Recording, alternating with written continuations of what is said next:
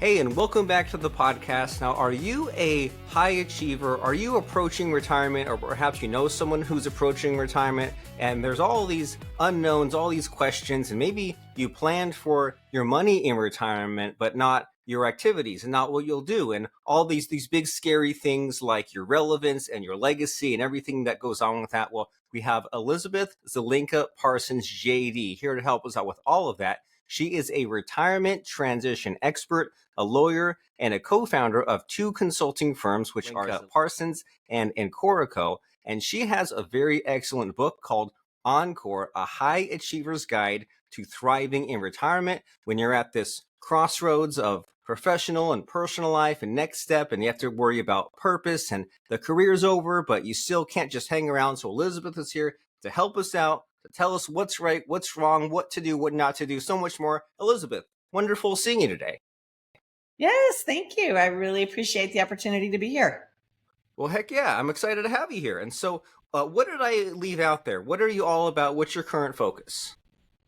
Yeah, so I think you did a great job. But what I would say, what makes my work so relevant is that we have got a long history in this country of emphasizing only money when it comes to retirement. And, I get it. That's a very key piece. And when we're young and still reasonably far away from that big day, it feels like the main focus. You work hard, you save, you're trying to build financial security and presumably freedom for yourself.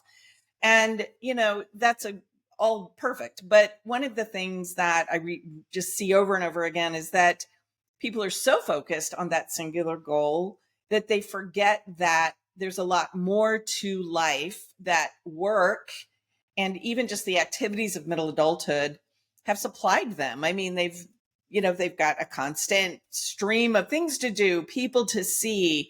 They usually have got mastery in what they're doing. They've been raising a family. They are going hard and they don't ever stop and say, I'm bored. What do I do with myself? And so it's hard to imagine you're going to reach a moment in your life where all that open space and time would need to be re-engineered, but really it does. And everybody probably figures it out eventually. It can get a little messy if you have no plan. But what I believe and see over and over again is a little bit of planning goes a very long way in making that transition into the next chapter a lot more comfortable and frankly, full of opportunity. Well, very nice. And this there's a few things that come to mind here, right? Like I every now and then I have this discussion about this idea that like retirement, it requires planning, right? It requires thinking. We all think that I'll just work really hard and then I'll just come to the sudden stop at the end. And seems Right. like a real scary recipe, right? For just like slowly like waiting for death. And you hear all these stories about if you don't continue challenging yourself, then your mind goes, your body goes, you become depressed. That's not what we want at all. And there's also this idea of like, well, at least be prepared, right? Like I don't know what the saying is, but they said like a plan doesn't survive first contact with the enemy or something like that. And it's like, well, Right. at least come up with a plan and know that it might not all work out, you might adjust, but like if you don't plan anything in life, right? You don't plan money, relationship, any kind of project, you're just leaving it up to random chance, and it's never what you want. So it makes perfect logical sense that we need to at least plan for retirement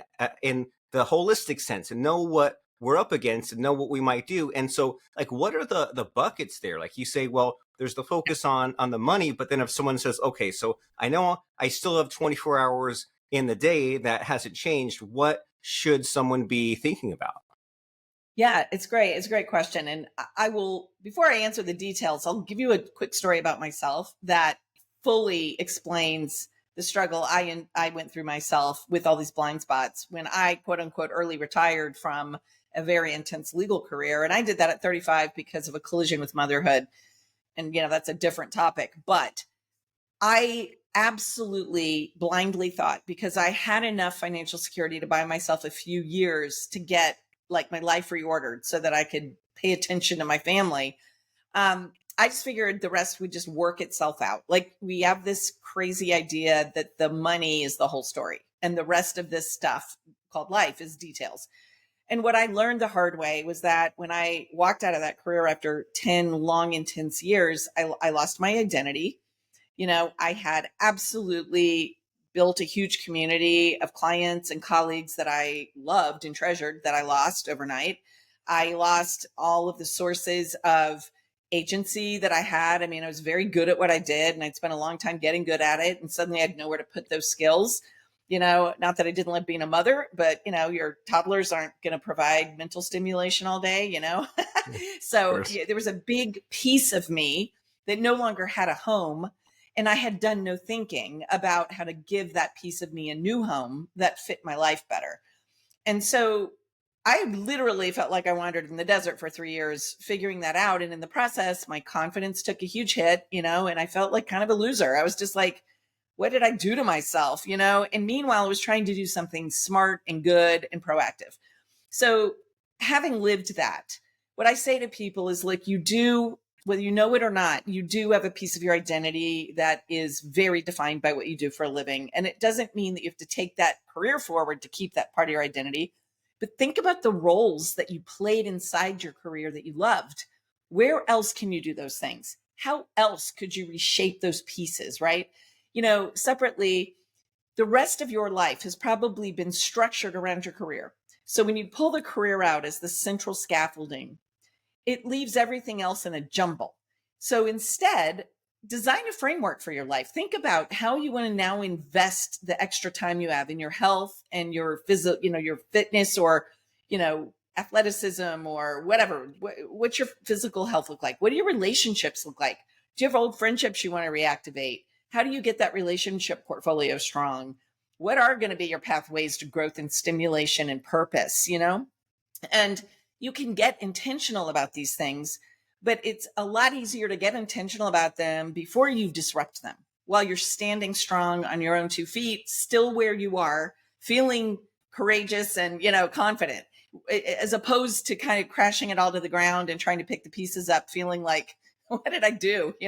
So I really do believe that pre-planning into those areas, it makes a massive difference in terms of the comfort level people have moving through the change. Well, very nice. And what you said makes perfect sense, right? You figure if you were changing jobs, changing careers, changing cities, of course you wouldn't just say, hey, I'll pack up my stuff, get on a plane, I'll figure it out when I get there. Of course you would figure out what job you had waiting for you there. You'd figure out where you were going to live before you just packed up and went, hopefully, ideally. And so it makes a lot of sense getting out there on the other side. And I love the visuals that you present, right? You say that you kind of have these career skills, you have the scaffolding, and so it's not a matter of throwing those away, but just like figuring out where those fit. And so as far as what you've seen, as like with what retirees do, like you say that you spent these 3 years that were just sort of disastrous for you, but the people that have made it work, like what piece do they take and where do they put it? Yeah. Well, here's a great example of that. I worked with a 55-year-old real estate lawyer, one of the world's biggest law firms. So he'd had a magnificently successful career, had enough money, ready to be done. But he's like, what am I going to do with myself? And so sometimes we explore the unlived life, right? Like, well, what have you not done yet that you wish you had done? Or if you knew you could succeed at something new, what would it be? If you were guaranteed it was going to be a winner, right? And he says to me, well, I'd be a Broadway producer, but there's no basis to believe that could happen because I have no experience doing that. I mean, I'm good with people and I'm good with business, but I mean, I have no experience in this industry.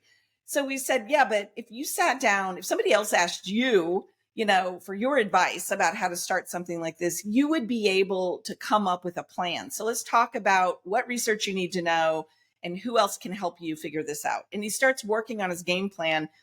And even though he was the biggest doubter, when he got busy working on it, he actually built a pathway. And 3 years later, he was on a stage accepting a Tony Award as the producer of Hadestown, which was a very, very successful Broadway show. He's now produced 10 or 11 shows, and he has a whole new career. So I really do remind people, you can reposition yourself. This is not game over. This is like a graduation. You are ready to launch into more, not less. And that's one of my favorite stories because he's the one who didn't believe in it. Right. And I think that there's a little bit of a hint of just like good life strategy advice, right? Like say you have some goal, you have what you want. And the typical thing to do is to kind of be like, well, if I do this, or think of ways it won't work. And it's all this like wishy-washy flip-flopping versus you say, okay, put that aside and imagine like if it was a certainty. And that strips away a lot of the messy doubt logic that you mentioned there. You say, if it was Yeah. a certainty, if it happened, then you figure out the plan, the criteria, what you'd need to know, who you'd need to help with. And then even if Yeah. you plan all that stuff, then you can decide later if it won't work, but like at least assume it will work and then figure out what you need to do. That seems like a quite the recipe for not just switching back and forth and not being sure. Now you're all in, now you're figuring it out. And so you help people, you have this book. And where do people sometimes go wrong? Because as you know, you can have all the best advice in the world, but then still have the self-sabotage or still be missing something. So where are the traps? Where are the hangups? Where does this sometimes not work? Yeah, no, it's a great question. I think one misconception that people have, because of just a lot of conditioning is that pure leisure is the answer. And so even sometimes when, we try to remind people, you're really going to probably want something that challenges you and keeps you growing. People imagine because they're tired and sometimes even burned out that they really just want a life of pure leisure. And I can't tell you how many times I can't convince them right at the beginning. And then I get a phone call a year later and it's like, guess what? You were right. I'm Must feel bored. good. I mean, this is no longer fun. So the 365 Saturdays in a row, not a great recipe. Okay, so and so as far as the maybe what questions like someone is not asking or what I'm not asking you, like what are those unknown unknowns? What is like surprising on the journey? What is something that came about of your coaching or your book that just I wouldn't even know to ask you? Yeah, yeah. Well, and it's a blind spot I had. I mean, I think one of the things that people forget is true, usually when they've been in a career of any type, because we're serving others' agendas, is that we are good reactors and we react to content coming at us all day long. You wake up, you flip open your laptop or you open your email at work. And I mean, there's just stuff to do, right? And so you are not the one typically authoring the day is authoring you. And so you get so used to being a reactor that what you don't realize is that you've got to learn to become the creator of your days, your weeks, your years. You've got to author them. You've got to think about what you want and then build the structures that allow you to move toward those things. And I think that's a blind spot because we are swimming in the world of reactivity when we're working. And so I try to draw that to people's attention and help them get their hands in the clay of their future life, because the more you can practice it, the more familiar it starts to feel. And then the other thing is you've got to learn to say no, because you're used to saying yes at work. You say yes, your boss or your clients come to you and tell you to do things and you say yes. You got to be really careful in the future that you don't say yes to every single thing that shows up, because the next thing you know, you're just as busy as you were at work and now you're not even getting paid half the time. So really learning to say no to everything unless it's a heck yes. That's another skill that I think is not obvious when you start this new chapter. Right. It seems like a lot of relearning, like unlearning the employee mindset where you're spread so thin and other people are telling you what to do and you have to say yes versus now you're in control, but that's a whole other Yes. set of strategies. And so I love this advice here of like knowing to say no. And in any kind of case, like you mentioned these examples, right? Like working on your physical fitness, directing the Broadway play. Sometimes you hear about when someone gets to retirement, they work on their legacy, they write that book or they make that documentary or something like that. And you mentioned that term creator. I know that in your book and your philosophy, you have this idea of a creator's mindset. And I feel like I might know what that means, but I don't want to go there. I want to leave it to the experts. So what is this creator's mindset in retirement all about? Yeah, it's really about realizing that you are the person who can generate all the content in your life that you want. And the problem with that as a construct, though, is that at the beginning of creativity is the what is it I'm creating, right? And so that takes us back to that huge question, what do I want? And what I find with a lot of people having just wrapped up a big career. They haven't been asking what they want for a long time. I mean, they've just been showing up and doing what they got to do. And what they wanted was to be successful and to get some financial security and to arrive at a moment where they could be free. So they got what they used to want. The problem is standing at the edge of that. Now, what do you want is a very hard question to answer if you've done no contemplating, right? If you really haven't thought about it. So what I mean by that is spending the time really thinking about what you want. And the way that I try to guide people in this is to break your life down into pieces, break it into sections. Like, what is your health all about for you? What is your relationship world about? What are the things that are fulfilling to you? What's your inner life? What does your financial world need to look like? What does a perfect day look like? Map that stuff out. And before you know it, you're starting to identify the building blocks of the thing you want to create and build. But it's a new way of thinking. It's not something we have a luxury to do when we're full-time employed.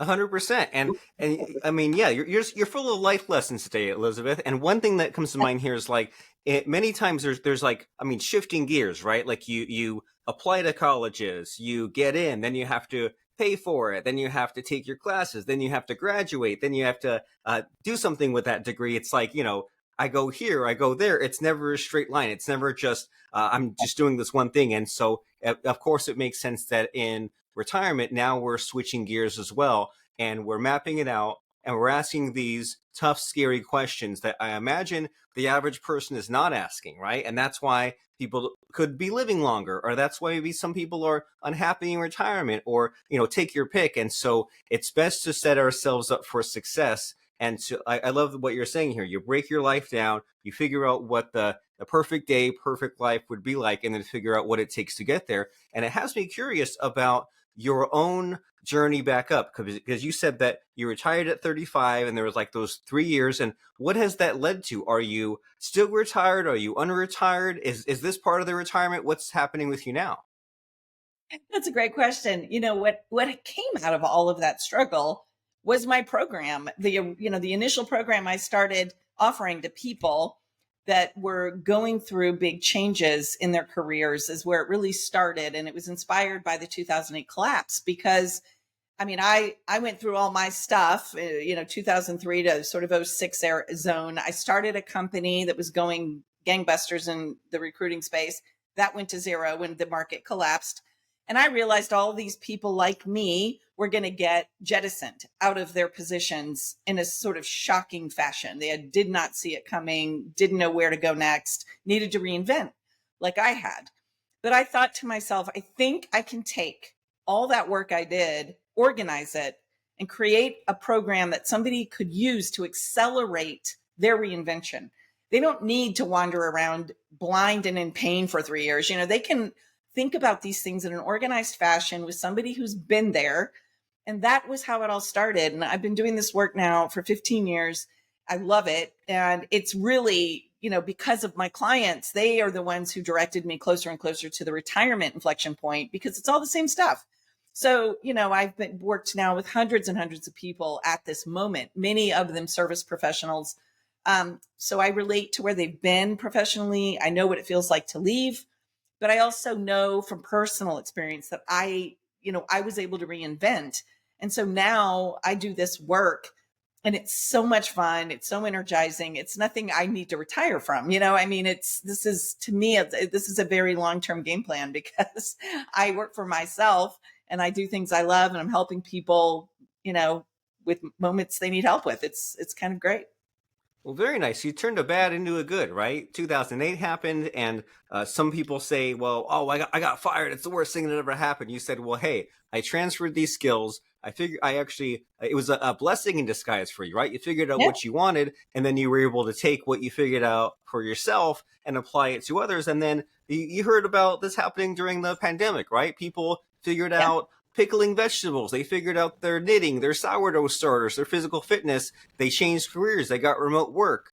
So all of these crises sometimes maybe are become good things, right? Or were meant to happen to push you towards something better. And so, as far as some next steps here, right? You have your book Encore, you have your website, zelinkaparsons.com. So if someone says, man, Elizabeth is reading my diary today. She's thinking about, she's expressing these things I'm thinking about, and I'm a high driven person, and there's retirement coming at some point or for any reason. So how does someone know if they are a good fit to speak with you? And if they are, what are some next steps? Sure. Yeah. No, I think if you're somebody who imagines that the chapter after your working life should be the best, most spectacular chapter of your life, you're a great fit. I mean, to me, that's what it's all about. It's a huge opportunity. You're standing at a moment of enormous opportunity. And we've got programming ranging from, 2 full days with one person, going very deep, all the way to group programming where you can be with other people going through similar experiences. And then there's the book, which if you want to just take yourself through some frameworks that we know work and are very relevant and helpful, there's that. So any and all of that you can find on any of my websites. I'm at LinkedIn, and always happy to connect with folks. So yeah, we love helping folks in those moments. And I can tell you do. And it's good to help people, right? And I love that positioning there of saying that these retirement years, it could be like better than anything that came before, right? Like, man, this is the good stuff. This is what it was all building towards. And so Yes. some of those resources to find you on LinkedIn, that's Elizabeth Zelinka Parsons. And then we said that the book is called Encore, A High Achiever's Guide to Thriving in Retirement. And Elizabeth says that if the prospect of retirement sparks anxiety, then fear not, because this comprehensive guide, which is crafted for high achieving professionals, redefines retirement as a gateway to new opportunities, meaning, and accomplishment. And so that's the book. What she really wants you to go is to zelinkaparsons.com. That's ZELINKAPARSONS.com. And they specialize in succession and retirement planning for the world's top professional services firms, I should say. And it's worth that conversation, right? To talk about some plans, to talk about some next steps. So that way you can get strategic about retirement planning. And that way this can all mean something. And that way you don't just go from 60 to 0 and suddenly stop. And you have all this life drama, these life issues. You can make your life and your legacy and your future be something magical and something special. And so we said that that's zelinkaparsons.com. That's Elizabeth Zelinka Parsons on LinkedIn. She's a founder, a lawyer, and a consultant. And then the book Encore, A High Achiever's Guide to Thriving in Retirement. And before I let you go, Elizabeth, it's time for the scary part of the podcast where I try to put you on the spot and I ask for a quote or lesson that has served you. So it better be good. What do you have for us for a quote or lesson? I'm ready. I'm ready. Now I've got to share this quote because it encapsulates to me the myth that people have about retirement and the danger in believing the myth. It was said by Kenneth Lamott, who was a writer out in California and the father of Anne Lamott, who's an author. But what he said was, a life oriented toward pure leisure is a life oriented toward death, the greatest leisure of all. Ooh. That's deep. It sings a little bit, but that's great. At that work doesn't have to be miserable. Work can be rewarding and fulfilling in a career, but also even more importantly in retirement. So have a plan, execute it, get help, set some goals, put that high achiever energy into something that continues to pay off even in your later years or these other phases of life. So check out that book, Encore by Elizabeth Zelinka Parsons, and check out zelinkaparsons.com. They have a winning approach to retirement and succession planning. Go ahead, do it right now. We'll see you there. And thank you, Elizabeth, for showing up, giving us these big ideas, scary in a good way, and helping us to ask these deep questions. And it's about our future, the most important thing. So thank you for showing up and helping us. Hey, I appreciate it. It's been a real pleasure. Thank you.